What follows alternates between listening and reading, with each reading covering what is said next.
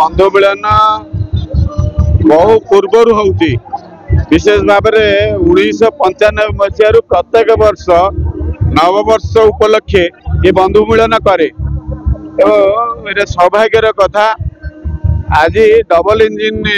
सरकार अच्छी ओडिशा रे मोहन माझी नेतृत्व में ओडिशा रे सरकार चली यशस्वी प्रधानमंत्री नरेंद्र मोदी नेतृत्व में भारत वर्ष सरकार चली उभय डबल इंजिन सरकार रे लोकंकर उत्साह उद्दीपना एवं सहयोग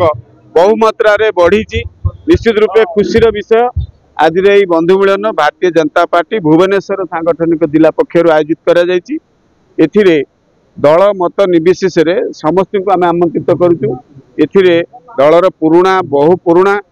एवं दल नुआ समस्त को लेकिन आज ये बंधु मिलन कार्यक्रम होती विशेष भाव में सहयोगी बंधु माने बहुत माने जो माने दल रे व्यक्तिगत भाव में सहयोगी कर भी आसिक जोड़ी होती सहित दल मत निर्विशेष विभिन्न दलरू सहयोगी बंधु माने बंधुत्व को आहरी मजबूत करने आज उपस्थिति रखिंट मु